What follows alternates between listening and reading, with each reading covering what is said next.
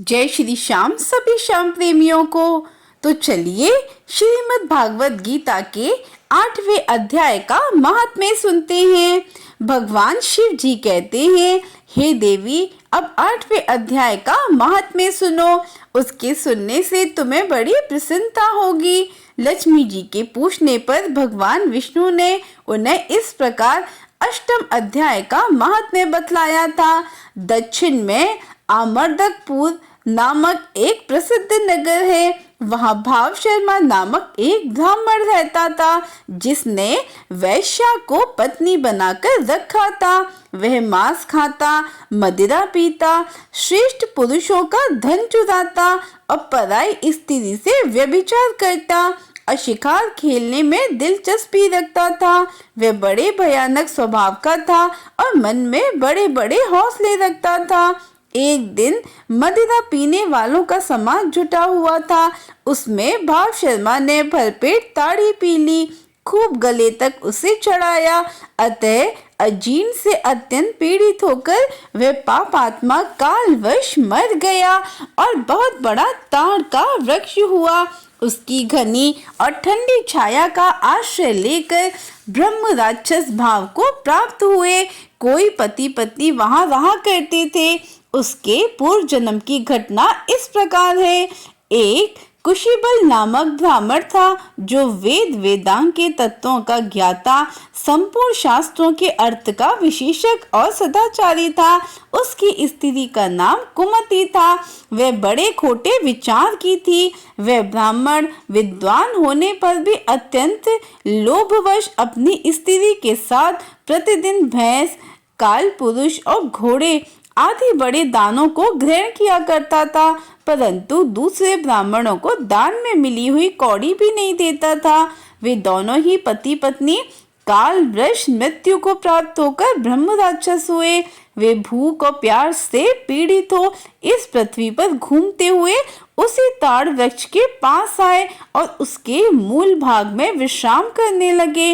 इसके बाद पत्नी ने पति से पूछा, नाथ, हम लोगों का यह मान दुख कैसे दूर होगा तथा इस ब्रह्म राक्षस योनि से किस प्रकार हम दोनों की मुक्ति होगी? तब उस ब्राह्मण ने कहा, ब्रह्म विद्या के उपदेश, अध्यात्म तत्व के विचार और कर्म विधि के ज्ञान बिना किस प्रकार संकट से छुटकारा मिल सकता है? यह सुनकर पत्नी ने पूछा कि तद ब्रह्म किम ध्यातम की कर्म पुरुषोत्तम। पुरुषोत्तम वह ब्रह्म क्या है, अध्यात्म क्या है और कर्म कौन सा है? उसकी पत्नी के इतना कहते ही जो आश्चर्य की घटना घटित हुई उसको सुनो। उपयुक्त वाक्य गीता के 8वें अध्याय का आधा श्लोक था। उसके श्रवण से वह वृक्ष उस समय ताड़ की रूप को त्याग कर भाव शर्मा नामक ब्राह्मण हो गया।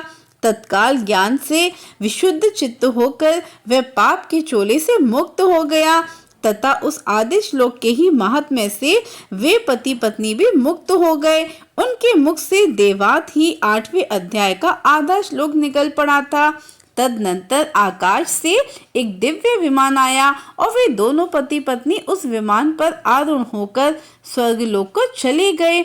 वहां का ये सारा वृत्तांत अत्यंत आश्चर्यजनक था। उसके बाद उस बुद्धिमान ब्राह्मण भाव शर्मा ने आदर पूर्वक उस आदि श्लोक को लिखा और देव जनार्दन की आराधना करने की इच्छा से वह मुक्तदायिनी काशीपुरी में चला गया।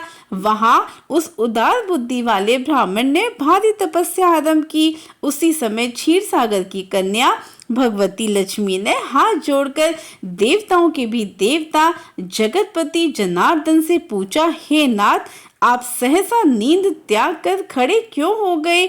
श्री भगवान जी बोले, देवी, काशीपुरी में भागीरथी के तट पर बुद्धिमान ब्राह्मण भाव शर्मा मेरे भक्ति रस से परिपूर्ण होकर अत्यंत कठोर तपस्या कर रहा है। वह अपनी इंद्रियों को वश में होकर गीता के 8वें अध्याय के आदि श्लोक का जप करता है। मैं उसकी तपस्या से बहुत संतुष्ट हूँ। बहुत देर से उसकी तपस्या के अनुरूप फल का विचार कर रहा था।